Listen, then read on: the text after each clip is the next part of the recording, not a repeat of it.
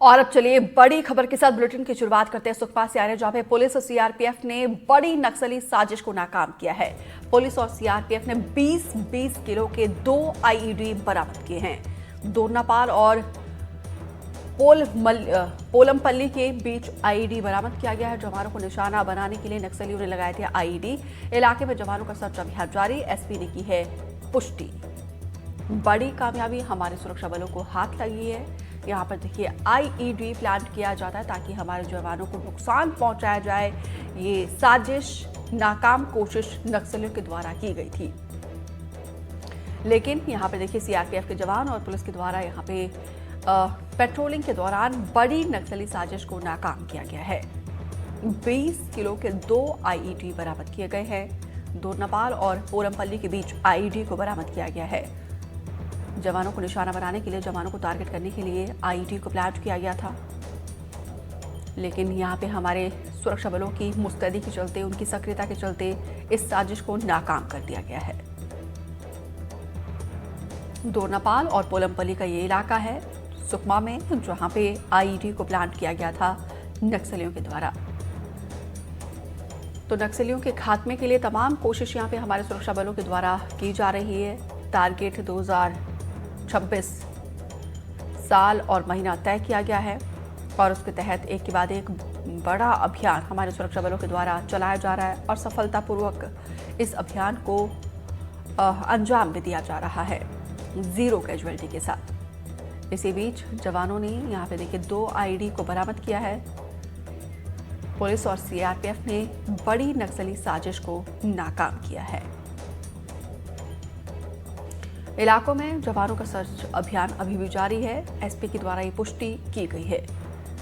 Police और CRPF ने 20-20 kilo के 2 आईईडी बरामद किए हैं। दोरनापाल और पोलमपल्ली के बीच आईईडी को बरामद किया है। सलीम शेख से अपडेट लेते हैं। सलीम, एक बार फिर से हमारे जवानों की तत्परता के चलते ये बड़ी कामयाबी हासिल हुई है। 20-20 किलो के 2 आईईडी को बरामद किया है।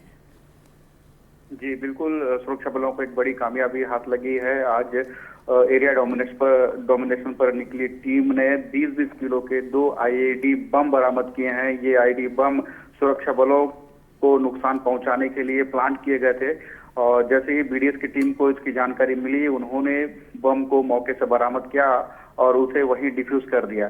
जो बम प्लांट किए गए थे ये मुख्य मार्ग पर थे, दोरनापाल जगरगुंडा को जोड़ने वाली सड़क पर थे और इस सड़क पर कई दर्जनों कैंप्स और थाने स्थापित खोले गए हैं, जिसकी वजह से जवानों का आवाजाही उस इलाके में रहता है और नक्सली कहीं ना कहीं मौके की तलाश में थे और एक बड़ी घटना को अंजाम देना चाहते थे। लेकिन जवानों को जैसे इसकी जानकारी मिली, उन्होंने सूझबूझ तरीके से मौके पर पहुंचे और दोनों आईडी को डिफ्यूज कर दिया है। और जिस तरह से जवानों की जो कार्रवाई हो रही थी, दोनों तरफ से, सड़क के दोनों तरफ बड़ी संख्या में वाहनों की भीड़ लगी हुई थी, जिसे बाद में मौके पर मिट्टी पाट कर उस रास्ते को बहाल किया गया है। जी सलीम, क्या अभी भी सर्चिंग ऑपरेशन जारी है? जी अभी भी सर्चिंग अभियान जारी है, क्योंकि जो इलाका है वो पोलमपल्ली के पास है और नक्सल प्रभावित इलाके के तरफ जोड़ने वाली ये सड़क है और अभी दर्जनों जो कैंप्स खोले गए हैं उनके लिए राशन सामग्री और बुनियादी जो जरूरतें हैं रोजमर्रा की, उस इलाके के लिए इसी रास्ते से लेके जाया जाता है। और कहीं ना कहीं आज 20-20 किलो की आईडी लगाकर जवानों को नुकसान पहुंचाना चाहते थे और हालांकि अपने मंसूबों पर कामयाब नहीं हो पाए और इलाके में जो एरिया पड़ते हैं वहां सर्चिंग अभियान तेज कर दिया गया है। जो ग्राम कमेटी में जो नक्सलियों के संगठन के लिए जो काम करते हैं उनकी तलाश की जा रही है। चलिए, बहुत बहुत शुक्रिया सलीम विस्तार से जानकारी देने के लिए। भोपाल में सौरभ शर्मा से बरामद दौलत मामले में चौंकाने वाली घटना सामने आई है। पूर्व आरक्षक के खिलाफ जांच पर उठे कई गंभीर सवाल। लोकायुक्त के डीजी ने 7 करोड़ 98 लाख की जब्ती का दावा किया है। सोना और चांदी की जब्त करने का भी यहाँ पे दावा किया है। कोर्ट में 55 लाख रुपए के सामान की बरामदगी दिखाई गई थी और 28,50,000 कैश, 5 लाख से ज्यादा के आभूषण, 21 लाख से ज्यादा की चांदी मिलने की बात कही गई थी। लेकिन अब यहाँ पर देखिए किस तरीके से एक जो दावा किया गया था वो पूरी तरीके से बदल गया है। 4 दिन में सौरभ शर्मा के केस में एक नई बात निकलकर सामने आई है। देखिए कितना अमाउंट 4 दिनों में घट गया है। पूर्व आरक्षक के खिलाफ जांच पर उठे हैं कई गंभीर सवाल। लोकायुक्त के डीजी ने 7 करोड़ 98 लाख की जब्ती का दावा किया था, लेकिन यहां पे कोर्ट में 55 लाख रुपए के सामान की बरामदगी दिखाई गई है। दावा किया गया था करोड़ों का, करीब 8 लाख रुपए का, लेकिन कोर्ट में 55 लाख का सामान बताया गया है। तो ऐसे में कहीं ना कहीं सवालों के घेरे में खुद लोकायुक्त है। 28,50,000 रुपए कैश और 5 लाख से ज्यादा के आभूषण, 21 लाख से ज्यादा का चांदी मिलने की बात कही गई है। तो देखिए सवाल क्यों उठ रहे हैं ये भी हम आपको बताते हैं। करीब यहाँ पे 7 करोड़ 98 लाख की जब्ती का दावा किया गया था, लेकिन कोर्ट में 55 लाख रुपए बताया गया है कि 55 लाख का सामान पूरा बरामद किया गया है। देखिए दोनों ही इस अमाउंट में कितना ज़्यादा फर्क है। करोड़ों की जब्ती का दावा किया गया था, वो भी एक नहीं दो नहीं, करीब 8 करोड़ की जब्ती का दावा किया था। देखिए, भ्रष्टाचार निरोधी अभियान में एक बड़ी सफलता मिली है, जो कि 19-20 दिसंबर की कार्रवाई में काफ़ी जब्तियां हुई है। जो जानकारी हमें मिली थी उसके अनुसार हमने विधिवत कार्रवाई की। सर्च वारंट लेके हम लोगों ने रेड किया सौरभ के ठिकानों पे। 2 ठिकानों पे रेड हुई, जिसमें कि लगभग 8 करोड़ का मसरूका जब्त हुआ, जिसमें 2.85 करोड़ कैश था और बाकी सोने चांदी के जेवरात और कॉस्टली घड़ियाँ वगैरह थी।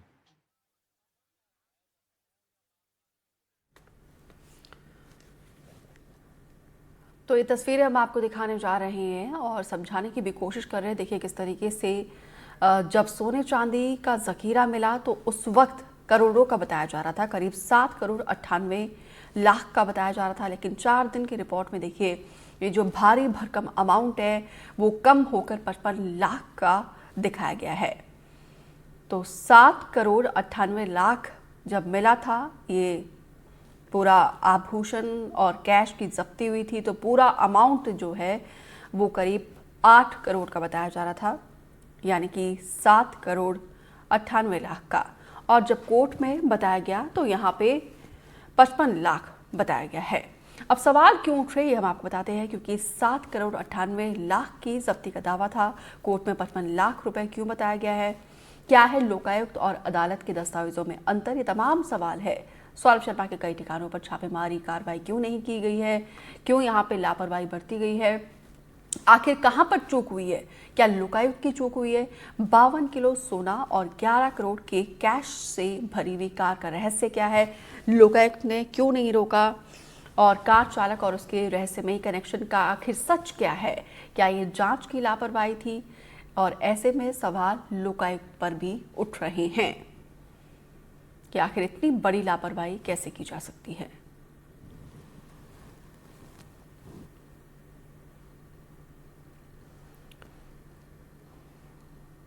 तो पूर्व आबकारी मंत्री और कोंटा से कांग्रेस विधायक कवासी लखमा की मुश्किलें बढ़ गई है। छत्तीसगढ़ शराब घोटाले में ईडी की 4 जगहों पर छापेमार कार्रवाई जारी है और कवासी लखमा के घर समेत 4 जगहों पर रेड चल रहा है।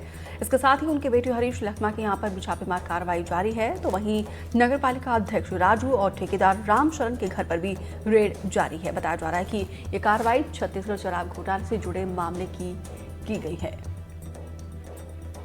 तो शराब घोटाले केस में अभी जांच का दायरा देखिए बढ़ता जा रहा है। अब इसका तार कवासी लखमा जो कि कोंटा से विधायक है, उनके बेटे से भी पूछताछ की जा रही है, उनके ठिकानों पर भी दबिश जारी है। जिला मुख्यालय में आज सुबह 8 बजे से ईडी की छापेमार कार्रवाई चल रही है। कांग्रेस के नेता पूर्व आबकारी मंत्री कवासी लखमा के सुपुत्र का हरीश कवासी के निवास पर इस वक्त ईडी की टीम पहुंची है और करीब 4 घंटे से इनकी कार्रवाई चल रही है। इस वक्त मैं हरीश कवासी के घर पर मौजूद हूं। यह सरकारी आवास है। आप देखिए जवानों की टीम यहाँ तैनात की गई है और पीछे उनका आवास भी है, ये कार्यालय है। और जिस तरह से कार्रवाई की जा रही है, सुबह से टीम यहाँ पहुँचकर करीब 3 स्थानों पर छापेमार कार्रवाई की गई है और अधिकारियों की टीम इस वक्त घर के अंदर मौजूद है। बताया जा रहा है कि 12 की संख्या में अधिकारी पहुंचे हैं और कार्रवाई की जा रही है। पूरा मामला शराब घोटाले से जोड़ा जा रहा है। आपको बता दूं, जब कवासी लखमा आबकारी मंत्री थे उस वक्त उन पे करोड़ के आबकारी घोटाले की एक ईओडब्ल्यू ने एफआईआर दर्ज कराई थी, जिसके बाद इनके ऊपर कई आरोप लग रहे थे और लगातार कयास लगाए जा रहे थे कि ईडी के दायरे में ये आ सकते हैं। और आज सुबह ही टीम जिला मुख्यालय पहुंची और 3 ठिकानों पर आज यह छापेमार कार्रवाई की गई। और दूसरा जो कार्रवाई है वो नगर पालिका अध्यक्ष जगन्नाथ राजू साहू के घर पर कार्रवाई की जा रही है, क्योंकि कवासी लखमा के करीबी बताए जाते हैं। और इसके अलावा एक सड़क ठेकेदार के घर पर भी छापेमार कार्रवाई की गई है। अभी तक फिलहाल दस्तावेज खंगाले जा रहे हैं, किसी तरह की कोई जानकारी अधिकारी द्वारा नहीं दी गई है, लेकिन फिर भी बड़ी संख्या में जवान बाहर तैनात किए गए हैं और लगातार कार्रवाई जारी है। एनडीटीवी के लिए सलीम शेख, सुकमा। इसी बीच एक बड़ी खबर का रुख करते हैं भोपाल से, जहां पे एमपीईएसबी ने 2025 का रिजल्ट कैलेंडर जारी किया है। 2025 में करीब 15,000 पदों पर होगी भर्ती। पहली बार बताई गई किस पद पर कितनी भर्ती होनी है। प्रवेश परीक्षा अलग से आयोजित की जाएगी। संभावित तौर पर जारी होने वाले रिजल्ट की तारीख भी तय है। 15 फरवरी से नर्स संयुक्त पर भर्ती परीक्षा शुरू होगी और 2267 पदों पर भर्ती होगी। परिणाम रिजल्ट जो है वो अप्रैल में आएगा। फरवरी में एग्जाम और अप्रैल में रिजल्ट।